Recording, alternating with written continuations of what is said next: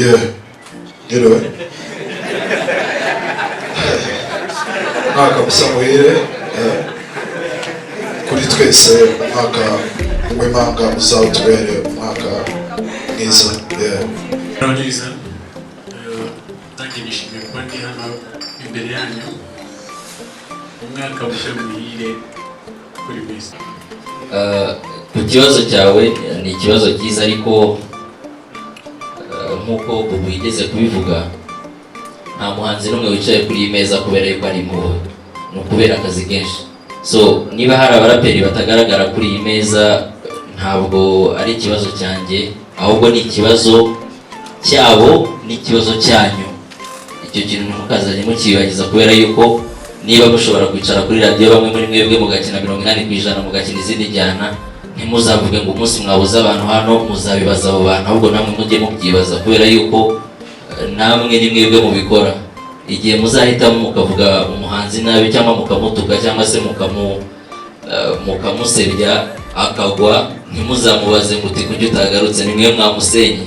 So mu buryo bumwe cyangwa ubundi, abo bahanzi kimwe n'umuziki nyarwanda muri rusange, ni mwebwe mubifite mu biganza, ni mwebwe mukeneye imiziki. Mu gihe mutabakina rero, simpamya yuko Bubu azabahamagara ngo baze bicara ahangaha cyangwa se bajya kuri stage batarame mu gihe mutabakina. So nabasaba yuko, nabashishikariza yuko nk'uko mwabikoze mu gihe cyashize, muri igihe uburyo mwajyaga mukina indirimbo za Tough Gangs n'ibiki byose, ibintu byari bimeze neza cyane, mwakinaga hip hop cyane, mwamutakiza ikintu ubwo ngubwo ni ikibazo cyanyu.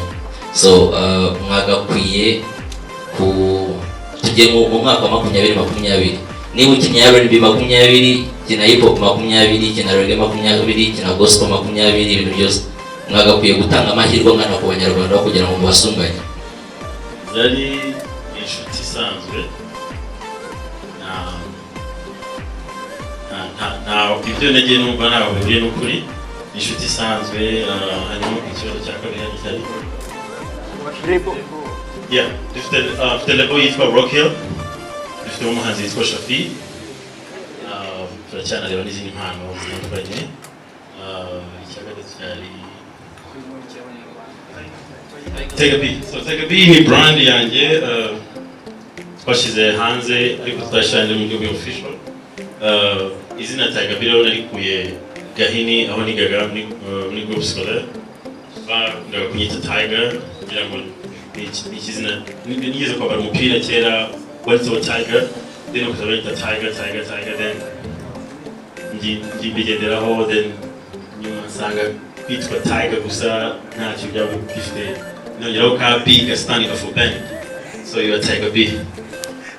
Yo gushimira nyakubahwa Perezida wa Repubulika ubwo uko yavuze, twabuze twifuza kuba twagira ahantu hanini hisanzuye twagije ibitaramo ndetse n'ibindi bikorwa bihuza urubyiruko rw'u Rwanda. Yarabikoze, dufite arena, so ndamushimira ndetse n'abahanzi bagenzi banjye ndamushimira. So ku buryo muri Rwanda buri gihe ukonje musanga ari bishya, musanga ari byiza cyane. So navuga ko rutera imbere umunsi ku wundi, kandi natwe aho turi tuba dufite ishema y'aho tuva n'aho turi. Ku bya One African Fest, y'umuryango ufungutse ku muhanzi umwe mu gihugu runaka, ngira ngo nibaza ko biba bisa nkaho ubigiye gutangira gufatwa ku bandi bahanzi bagenzi bawe.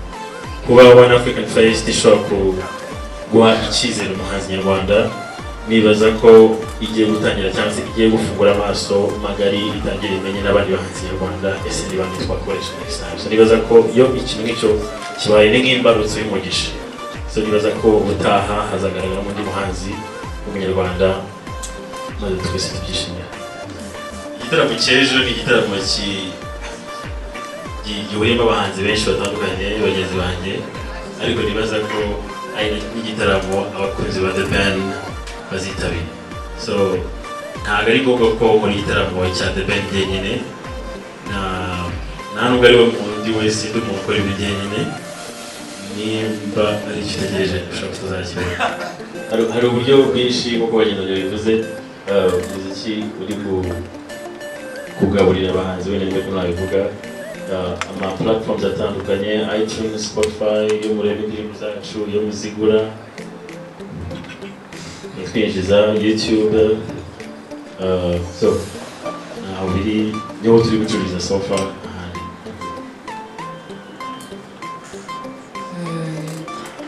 nk'uko babivuze nyine umuziki ni akazi umwuga nk'iyindi ni akazi kagutunga gakoze neza.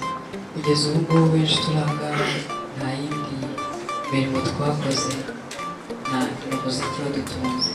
So ukoze neza rero wagutunga, nubwo hakiri urugendo rurerure kugira ngo nyine tugere kuri byinshi cyangwa se business yagore cyane, ariko kugeza ubu ngubu ni akazi kagutunga gakoze neza.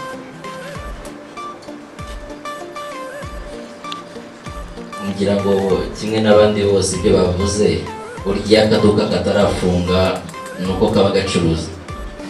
Yaba tutacuruzaga ubukari kuba twarafunze imiryango, ntabwo twajya mu madetaye y'uburyo ducuruza, ariko ngira ngo niyo mpamvu imiryango igikinguye. Murakoze cyane. Alhamdulillah. Inyuma aho ngaho ibibazo bibiri na hano bibiri, tukarangiza ikibazo. Andi umuntu arabanza anatubwira impamvu nyine yaje nyuma. Murakoze cyane. Ndaza kubanza kwisegura ubwo kuzinduka cyane, ariko nanone ibyo ari umugenzi hari igihe upanga gahunda ariko mu nzira ugahura na menshi. Rero nuko ikibazo nanjye kugisubiza